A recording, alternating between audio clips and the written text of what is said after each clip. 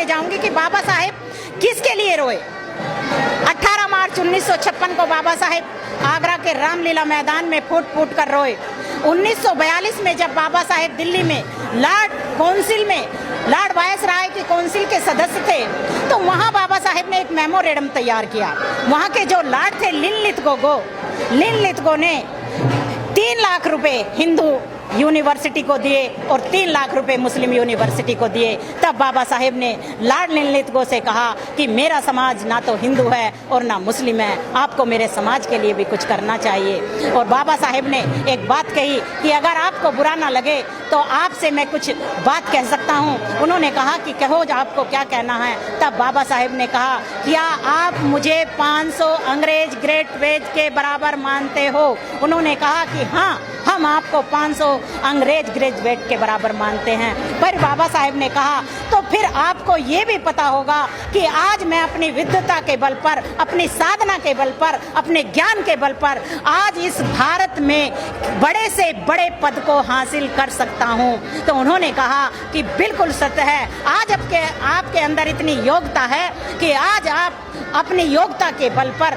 इस भारत में बड़े से बड़े पद पर आप आसीन हो सकते हो। आपको जो कहना है, लिनलिथगो ने कहा कि आप अपनी बात एक मेमोरेंडम तैयार करके मुझे कहिए। तब बाबा साहेब ने कहा कि आप मेरे समाज के लिए भी कुछ ना कुछ करें। तब बाबा साहेब ने कहा कि जिस तरीके से पढ़ने के लिए भेजें, और बाबा साहेब की ये शर्त मानकर लिनलिथगो ने माना और तब 16 विद्यार्थियों को इस भारत से बाहर पढ़ने के लिए भेजा। बाबा साहेब ने बड़ी उम्मीद के साथ उन 16 विद्यार्थियों को भारत से बाहर पढ़ने के लिए भेजा। बाबा साहेब ये चाहते थे कि जिस तरीके से आज मैं अकेला भारत के बाहर पढ़कर आया और मैंने इतना काम संभाला, तो ठीक इसी तरीके से अगर 16 विद्यार्थी भारत के बाहर पढ़कर आएंगे तो कोई जज बनेगा, कोई इस देश के अंदर बड़ा डॉक्टर बनेगा, कोई इस देश के अंदर बड़ा इंजीनियर बनेगा, और जितने भी बड़े बड़े पद हैं, जितने भी बड़े बड़े महकमे हैं, वो उस बड़े से बड़े पद पर आसीन होंगे। और इस देश की सत्ता मेरे समाज के लोगों के हाथ में होंगी।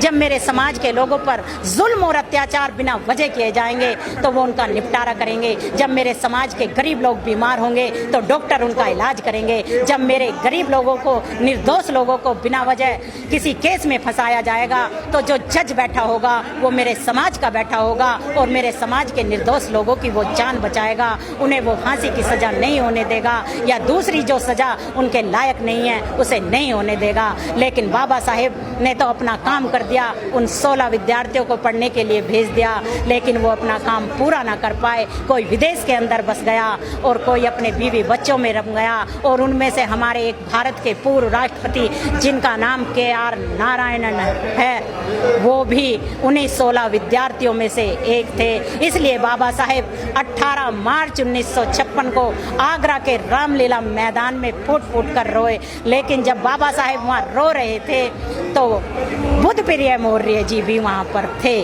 बाबा साहेब ने कहा कि मैं अपनी लड़ाई हार गया हूँ, मेरे मिशन को कौन गांवों तक पहुँचाएगा, मेरे गरीब लोग कैसे जागेंगे, इन्हें मूर्ख बनाया जा रहा है, इन्हें चमत्कार के देवी देवताओं के जाल में फंसाया जा रहा है। अब मेरे बाद मेरे समाज को कौन इनके चक्रव्यूह से निकालेगा।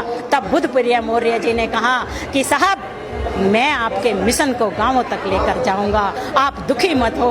और तब बाबा साहेब को कुछ शांति मिली और उन्हें लगा कि कोई ऐसा भी है कि मेरे मिशन को मेरे गरीब लोगों तक पहुंचाएगा। और बुद्ध प्रिय मौर्य जी ने बाबा साहेब के मिशन को गांव-गांव तक पहुंचाया। आज उनकी मेहनत के कारण बहुत सारे लोग बुद्ध प्रिय मौर्य जी को सुनने के बाद जागे, और बुद्ध प्रिय मौर्य जी के बाद आज हम जैसे न जाने कितने लाखों लोग बाबा साहेब के साहित्य को पढ़कर, बाबा साहेब के प्रोग्राम को सुनकर, और आज जिसमें ये सोशल मीडिया बहुत अहम भूमिका निभा रही है। आज जहाँ कहीं भी प्रोग्राम होते हैं वो पूरे भारत के अंदर ही नहीं, पूरे भारत से बाहर भी जो लोगों तक पहुँच रहे हैं। और शायद आपको यकीन ना आए, इस राखी रावण की वीडियो भी जो अभी हमारे भाई सुरेंद्र जी हैं, SM न्यूज़ के डायरेक्टर हैं, उन्होंने मेरी पहली वीडियो डाली और मेरे पास विदेशों से भी फ़ोन आते हैं। और दूसरी वीडियो भी मेरी डली हुई है, वहाँ से भी रोज़ मेरे मेरे पास फोन आते हैं तो मैं इसका सारा श्रेय अपने इन भाइयों को ही दूंगी कि जब हम काम घर में करते थे,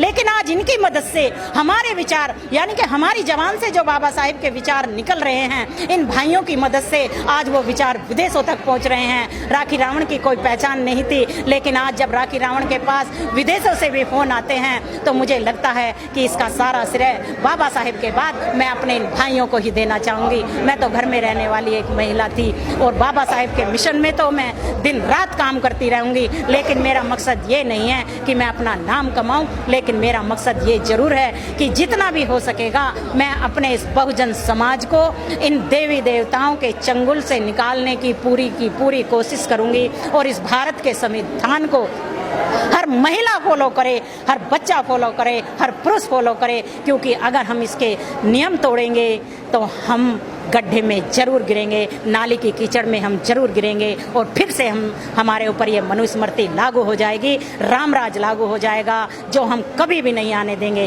हम अपनी जान की बाजी लगा देंगे, लेकिन यहाँ रामराज कभी भी आने नहीं देंगे। Thank you very much. Rakhi Rawan थी हमारे साथ, जिन्होंने एक ही लाइन में कह दी, कोई पूछता ना था तेरी बंदगी से पहले तूने मुझे छू के अनमोल बना दिया। तो बाबा साहब की बातों को, बाबा साहब के विचारों को घर घर तक पहुंचा के आज राखी रावण देश विदेश तक पहचानी जाती हैं। इसी तरीके के वीडियो